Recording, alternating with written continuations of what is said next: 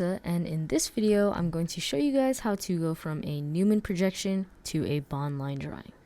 Alright, so let's go ahead and say we have a problem like this. So my first step is I always draw that singular line, and that line represents the front carbon, which is this one, and the back carbon. Okay, so what I like to do is I like to highlight my front and my back carbon. So let's just highlight that front carbon in green, and let's do that back carbon in blue. Okay, so let's go ahead and draw the substituents on the front carbon.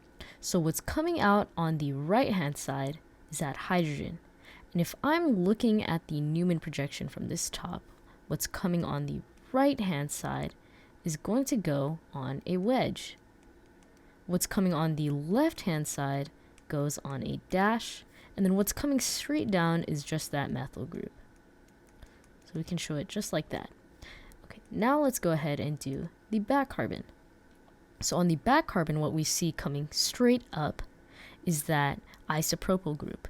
So we have this. You can write CH3 too, or you can show it like this.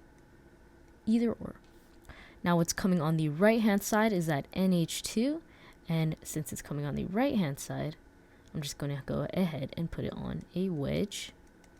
And what's coming on the left hand side is that CH3 group, that methyl group. And also, if you watched my previous video, you could check your work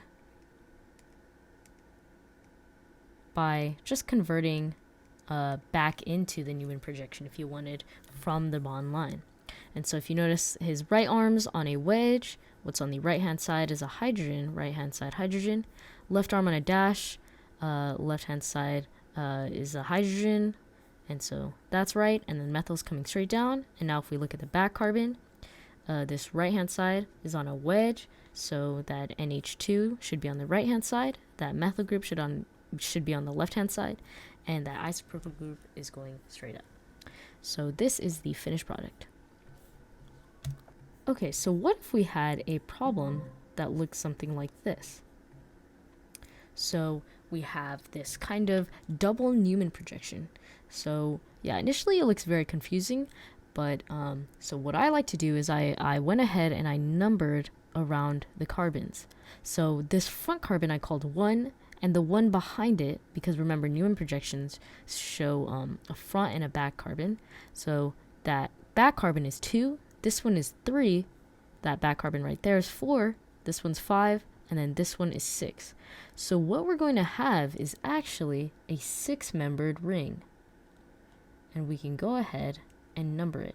So we can number at the top 1, 2, 3, 4, 5, 6.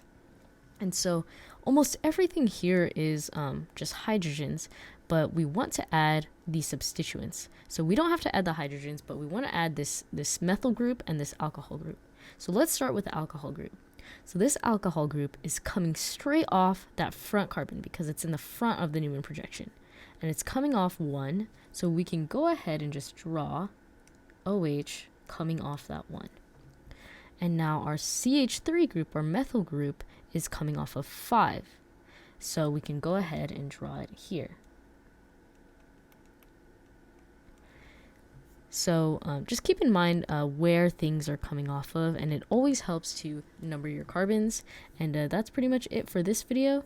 If you like this content, please like and subscribe, and I'll see you next time.